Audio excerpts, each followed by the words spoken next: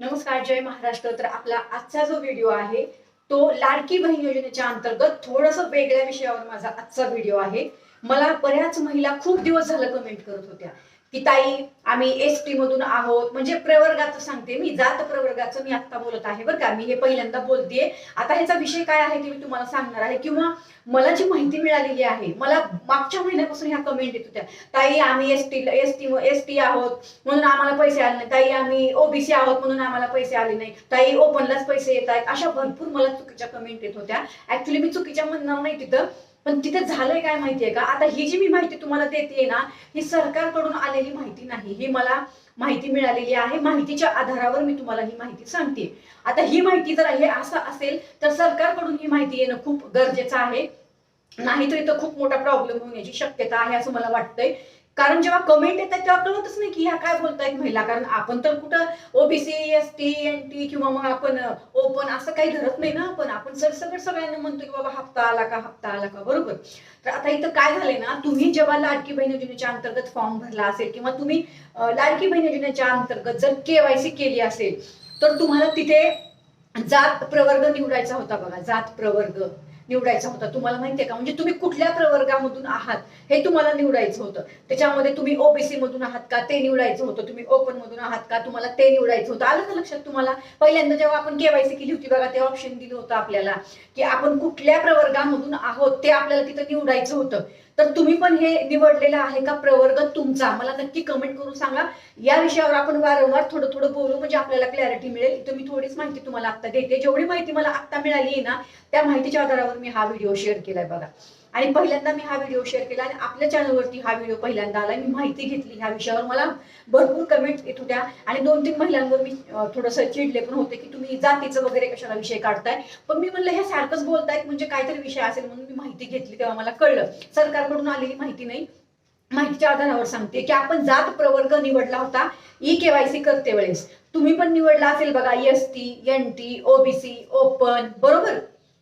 कुठलेही जात प्रवर्ग जर तुम्ही निवडला असेल ना, जात प्रवर्ग, तर तुम्हाला त्याच प्रवर्गाच्या अनुसार तुम्हाला आता जे आहे तो लाभ मिळणार आहे अशी माहिती आहे। आता ह्याच्यामध्ये काय झालंय माहितीये का, आता समजा कोणी ओबीसीचा असेल आणि त्यांनी जर एसटी निवडला असेल किंवा एनटी निवडला असेल तर मग त्या वेगळ्या प्रवर्गामध्ये गेल्या, बरोबर ना। आता समजा कोणी ओपनला असेल आणि त्यांनी जर ओबीसी निवडला असेल, म्हणजे प्रवर्ग जर ओबीसी निवडला असेल तर त्या ओबीसीला गेल्या, म्हणजे त्यांचा प्रवर्ग ओबीसी झाला। आलं का लक्षात? आता इथं महिलांनी कसा प्रवर्ग निवडलाय, काय झालंय काही माहिती नाही, कारण तुम्ही केवायसी केली आहे, बरोबर। त्यामुळे तुम्ही कसा प्रवर्ग निवडला हे तुम्हालाच माहिती। थोडं आठवून बघा की तुम्ही तुमचा जो प्रवर्ग आहे, जात प्रवर्ग जो तुम्ही निवडलाय, तो तुम्ही व्यवस्थित निवडलाय का जरा आठवून बघा, तुम्हाला कळेल। आणि आता याच्यामुळं काय झालंय माहितीये का, राज्य सरकारच्या अंतर्गत प्रत्येक विभागाचा जो आहे तो प्रवर्ग असतो, म्हणजे जात प्रवर्ग असतो, बरोबर, प्रत्येक विभागाचा। जसं आता ओबीसीचा प्रवर्ग आहे, एनटीचा प्रवर्ग आहे, ओबीसी ओपनचा प्रवर्ग आहे, बरोबर। असे जे प्रवर्ग असतात ना, जात प्रवर्ग, तर इथं झालंय आता की असं की आता सरकार जे आहे ना, लाडकी बहीण योजनेच्या अंतर्गत महिला व बाल कल्याण विभाग जे आहे ना, ते प्रत्येक प्रवर्गाकडून, म्हणजे प्रत्येक जात प्रवर्ग आहे ना, जसं ओबीसी आहे तर ओबीसी प्रवर्गाकडून जेवढ्याही महिला ओबीसीला आहे, ज्यांनी ओबीसी निवडले, तर ओबीसी प्रवर्गाकडून तो निधी आता महिला व बाल कल्याण विभाग घेणार आणि त्याच प्रवर्गामधून ओबीसीच्या महिलांना जे आहे ते वितरण होणार आहे। आलं लक्षात? हा पहिला मुद्दा। आता इथं बाकीच्या पण प्रवर्गाचा असंच आहे, तुम्ही जो कुठला प्रवर्ग निवडला असेल तर आता महिला व बाल कल्याण विभाग त्या प्रवर्गाकडून निधी घेणार आहे आणि तो निधी तुम्ही जो प्रवर्ग निवडला असेल त्या प्रवर्गाच्या अनुसार तुम्हाला तो निधी वितरण केला जाणार आहे। ही माहिती माझ्याकडे आता आलेली आहे, म्हणून मी हा लगेच तुम्हाला व्हिडिओ शेअर केला। आणि मला पण कळत नव्हतं हा विषय काय आहे आणि तुम्हालाही पण कळत नव्हतं, पण मला आता ते पूर्ण विषय क्लिअर झालाय। त्यामुळे आपल्याला त्यांनी आपण कुठल्या प्रवर्गामधून आहोत ते आपल्याला प्रवर्ग निवडायचा होता, म्हणून तुम्ही तो प्रवर्ग निवडला असेल, तुम्ही जो प्रवर्ग निवडला आता त्याच प्रवर्गातून तुम्हाला जो आहे तो निधी 1500 रुपये जो आहे तो वितरित केला जाणार आहे। ही सगळ्यात महत्वाची माहिती आहे जी मी तुम्हाला आता दिलेली आहे। ज्यांची केवायसी झाली बरं का त्यांच्यासाठीच आहे. ज्यांची केवायसी झाली नाही ना, जेव्हा केवायसी चालू होईल तेव्हा तो मुद्दा आपण घेऊया. पण आत्ताचा विषय असा आहे की ज्यांची केवायसी झालेली आहे, ज्यांना लाभ मिळत आहे, ज्यांचे फॉर्म पात्र आहेत, त्यांना जो जो प्रवर्ग तुम्ही निवडला त्या प्रवर्गाकडून निधी घेऊन तो निधी तुम्हाला वितरित केला जाणार आहे. म्हणून आता निधी जो आहे तो अशा पद्धतीने वितरित म्हणजे तुकड्या तुकड्यामध्ये हा निधी सध्या वितरित केला जात आहे.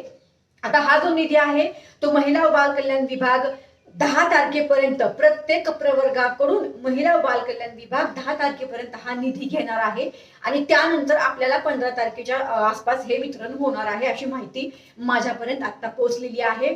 जसं मी तुम्हाला अगोदर सांगितलं की आपण सरकारलाही विनंती करत होतो की हे वितरण लवकर व्हावं. आता इथं 1-2 दिवस मागोपुढे होऊ शकतात 15 तारखेच्या, जसं आता झालेलं आहे की 17 तारखेपर्यंत वितरण झालं. आता इथंच आहे मी तर आता हा जो ST NT OBC ओपन जो काही विषय आहे ना तो तुमच्या टोटली आता लक्षात आला ना काय आहे ते. तर हा विषय आहे. फक्त सरकारकडून ह्याची माहिती आली नाही, फक्त त्यांनी केवायसी मध्ये आपल्याला दिलं होतं प्रवर्ग निवडायला, त्याच्या आधारावर ही माहिती मी घेऊन हा व्हिडिओ तुमच्यासाठी शेअर केलाय. काळजी करू नका, उलट चांगलंच आहे. हे बघा आता डायरेक्ट महिला सरकारकडून निधी घेऊन डायरेक्ट महिला बाल कल्याण विभाग नाही करणार. आता प्रत्येक प्रवर्गाकडून निधी घेणार आहे महिला व बाल कल्याण विभाग आणि त्या महिलांना त्या प्रवर्गाच्या अनुसार निधी वितरित केला जाणार आहे. म्हणून आपल्याला वितरणाला उशीर होत आहे.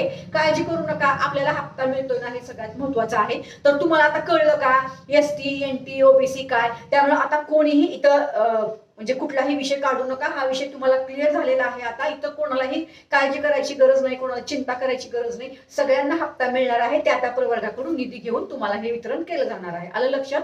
तर हा सविस्तर मुद्दा आपल्या या लाडकी बहीण योजनेच्या अंतर्गत आता ST NT OBC ओपन जो काही होता ना तो असा होता. तिथं भरपूर प्रवर्ग होते, पण मला जेवढे आता या ठिकाणी आठवले प्रवर्ग तेवढे मी तुम्हाला सांगितले. तर मला असं वाटतं ही माहिती तुम्हाला समजलं असेल. ज्या महिलांना हा प्रश्न पडला होता, मला बऱ्याच महिलांनी हा प्रश्न विचारला होता, त्यांनाही या माझ्या व्हिडिओच्या अंतर्गत प्रश्नाचं उत्तर मिळालं असेल. तर मला असं वाटतं ही माहिती तुम्हाला समजली असेल. आता प्लीज कृपया करून या व्हिडिओला जास्तीत जास्त महिलांपर्यंत शेअर करा. बऱ्याच महिलांचा गैरसमज पण होत आहे की इथं जात बघून जो आहे तो हप्ता दिला जातोय, तर असं अजिबात नाही. ते प्रवर्गासाठी त्यांनी केलंय. प्रत्येक प्रवर्गाचा विभाग असतो, तर त्या विभागासाठी त्यांनी हे केलंय. त्या विभागाकडून निधी घेऊन आपल्याला तो निधी आता वितरित केला जाणार आहे. त्यामुळे कोणी गैरसमज करू नका. तुमचं मत नक्कीच आपल्या व्हिडिओच्या अंतर्गत व्यक्त करा. चला तर मग भेटू परत. धन्यवाद. जय हिंद, जय महाराष्ट्र.